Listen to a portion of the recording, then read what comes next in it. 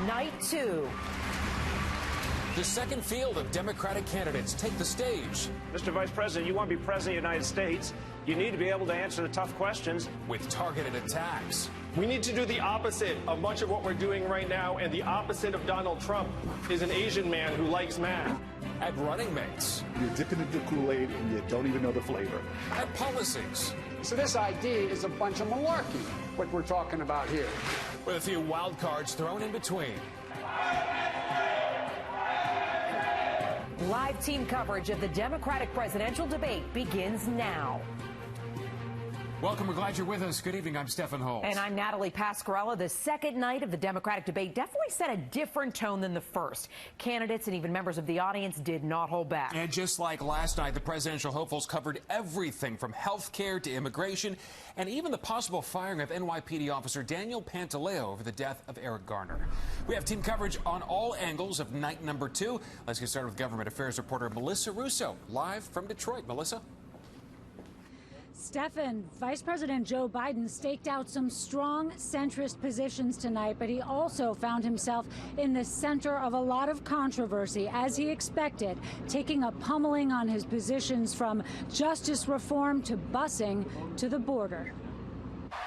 Joe Biden's first words on the debate stage were to Kamala Harris. Listen closely. Go easy on me, kid. Harris brushed it off. The debate officially began with Mayor Bill de Blasio, who started pointing fingers in the first minute. Joe Biden told wealthy donors that nothing fundamentally would change if he were president. On the subject of immigration, Biden drew a line against open borders. If you cross the border illegally, you should be able to be sent back. It's a crime.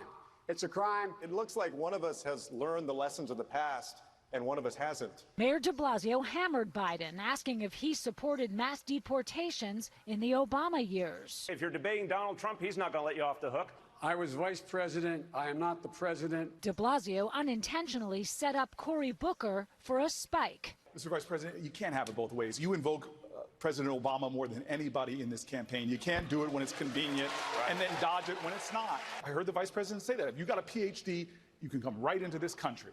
Well, that's playing into what the Republicans want, to pit some immigrants against other immigrants.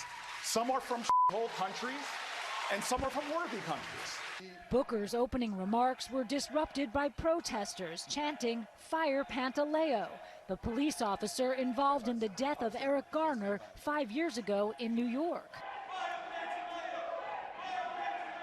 Demonstrators had originally tried to interrupt Mayor de Blasio when he took the stage, but Julian Castro later protested de Blasio himself. That police officer should be off the street.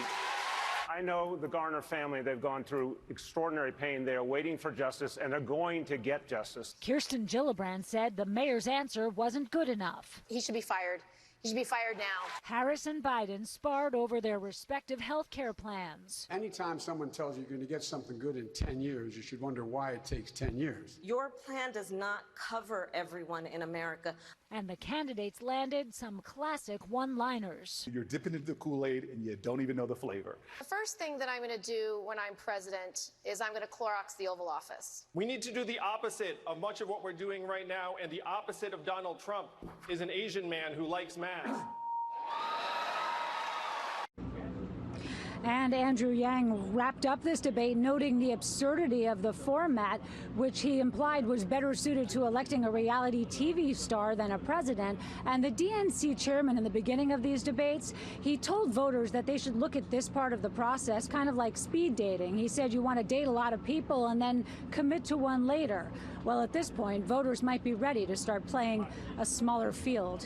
That's the latest live in Detroit. Melissa Russo, News 4 New York. That's an interesting way to put it, Melissa. Thank you very much. Once again, the candidates making a lot of claims to support their points in the debate. How did those claims hold up? We've been sifting through what's true and what's false. Let's check the facts. And we'll get started with Vice President Biden, who had to defend his health care plan from candidates who slammed his proposal for not covering all Americans. For a Democrat to be running for president with a plan that does not cover everyone. Thank you, Senator Vice President Biden. Your response. My plan will cover everyone, number one. Number two, the fact is that my plan also calls for controlling drug prices. So does Biden's plan cover everyone? Our team says it's half true. The vice president's plan would cover millions of people who fell through the cracks under Obamacare. But experts tell NBC News it's likely there could still be gaps because of affordability. Biden's plan would offer new subsidies to higher income and lower income Americans who are currently ineligible for government aid to purchase insurance.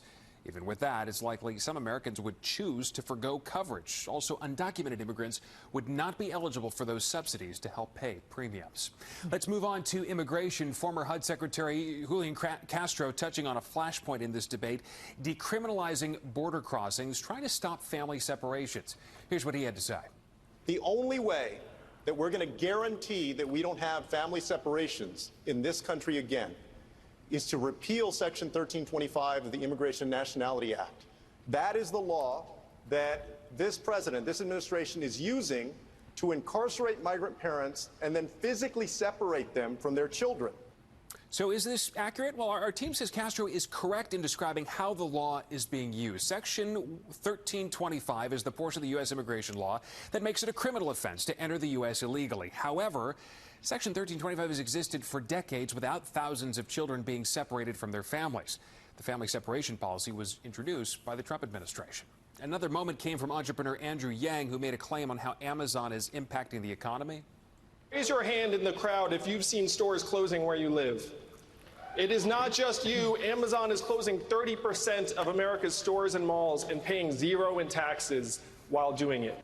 Is Amazon responsible for closing 30% of America's stores? Well, to be fair, it's a bit of a stretch. Yang is correct that roughly 30% of the nation's malls are expected to close or be repurposed over the next decade. But that's not all because of Amazon.